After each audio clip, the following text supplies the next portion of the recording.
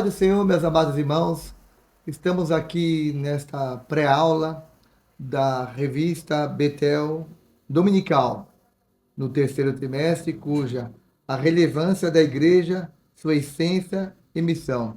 Estamos debaixo da orientação do nosso pastor-presidente, Adelino Alves Ribeiro, Assembleia de Deus, Ministério Madureira, Campo de Mauá. Nós estaremos hoje abordando a lição de número 4, onde a temática é a relevância de pertencer e ser membro de uma igreja local. É muito importante nós, a partir do momento que aceitamos ao nosso Senhor e Salvador Jesus Cristo, entregamos a nossa vida para Ele, depois de descermos nas águas batismal, já procurar uma igreja, para assim nós estarmos congregando juntamente com os irmãos. A igreja, ela não pode viver isolada, assim como um ajuntamento de brasas quente, onde estão agrupadas, elas ficam mais tempo aquecidas, mas quando tira uma brasa fora, aquela brasa que está fora, ela se apaga rapidamente. E assim somos nós. É necessário nós fazermos parte da igreja, estamos juntos numa só fé,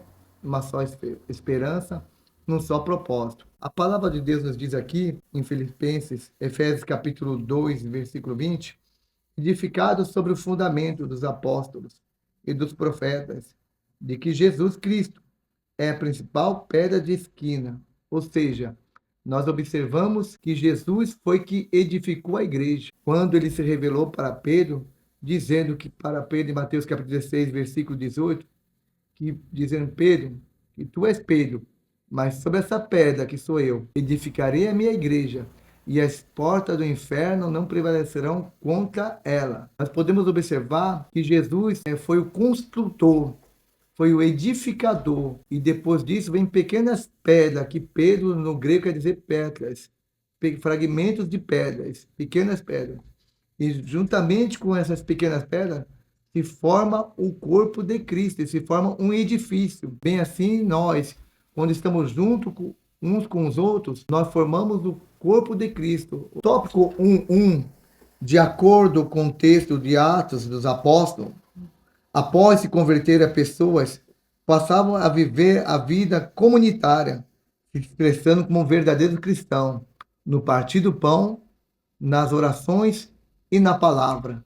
Então, isso é muito importante, que nós devemos estar juntos, unidos, num só propósito, como eu disse no começo, numa só fé e numa só esperança. Podemos observar que o próprio Jesus diz que nós somos membros um dos outros. Não tem como separar o braço do tronco, não tem como separar a orelha do rosto, não temos que separar a mão, né, do braço. Por quê? Um se unindo, formamos um corpo. Não tem que ser como um corpo, uma orelha chamar um corpo, ou um dedo chamar um corpo. Por isso é uma junção, para assim formar um corpo. Temos vivido nos últimos dias de muitas pessoas que já não querem congregar mais, os chamados desagregados, que não querem mais participar da Santa Ceia, já não se quer estar mais junto em comunhão. Mas é muito importante nós estarmos juntos, né, unidos. O apóstolo Paulo é um grande exemplo, quando ele teve um encontro com o Senhor, quando ainda era Saulo, e se converteu ali a caminho de Damasco para perseguir a igreja. Rapidamente, quando ele se converteu, ele se batizou nas águas, logo ele procurou a igreja, os apóstolos, para ali ficar junto e aprendendo a palavra de Deus. Então é muito importante, devemos tomar muito cuidado de não se acomodarmos e deixarmos a igreja, porque a igreja só é formada quando estamos juntos. Separados, somos apenas membros.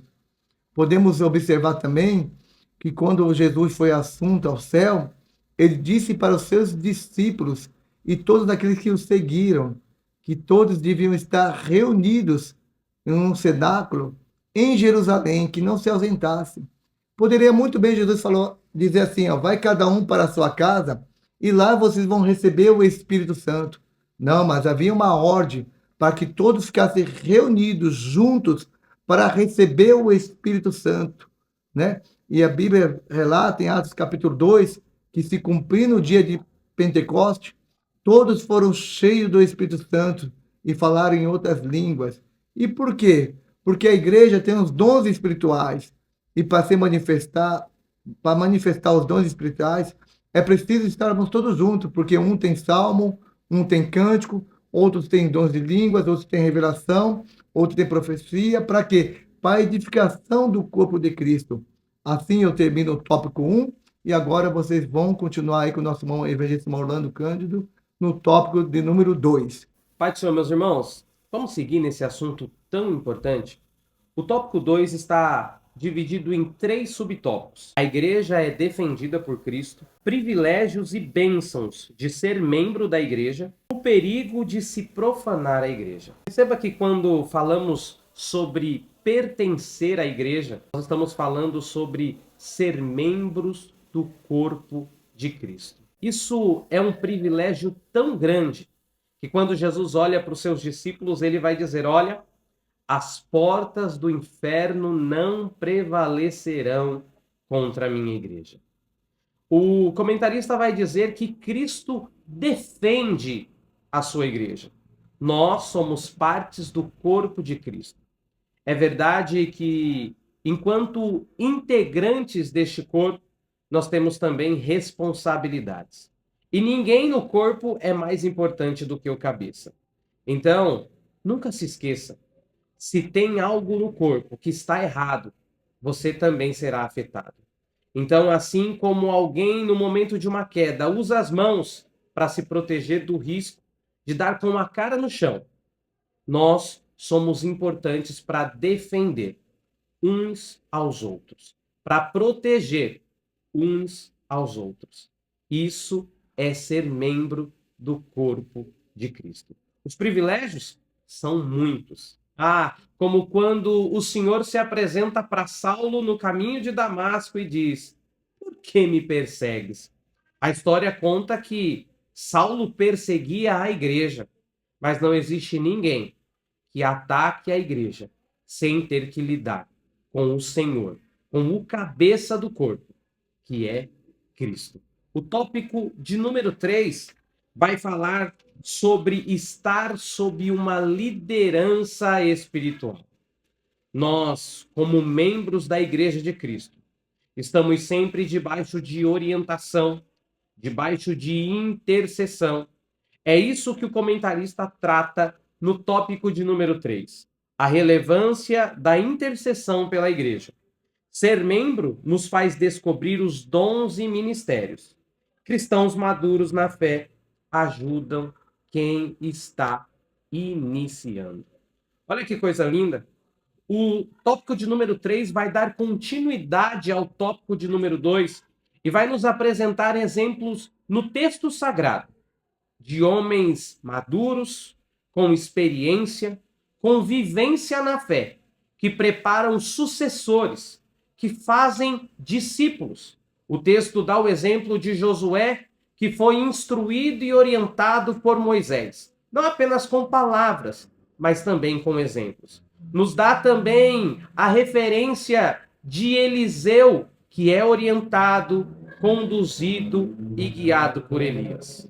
E vai falar finalmente de Timóteo, que vai ser orientado, instruído, conduzido por Paulo. A pergunta para nós é essa: nós temos cuidado dos membros? Nós temos cuidado do corpo de Cristo? Você tem feito discípulos? Você tem preparado alguém para continuar um legado que já foi iniciado anteriormente por alguém que foi o seu mentor, o seu instrutor? Nós somos a Igreja de Cristo. Se lá fora não existe mais importância da unidade, nós, enquanto igreja, precisamos mostrar que nós temos um cabeça, que é quem nos guia, quem nos direciona. E para o cabeça, todo o corpo é importante. Então aprenda, nós temos privilégios, mas temos também responsabilidades. Você que pode, não deixe de comparecer à escola bíblica dominical. Todos os domingos aí, pertinho da sua casa, para continuarmos a aprender sobre a boa palavra de Deus. Que Deus abençoe.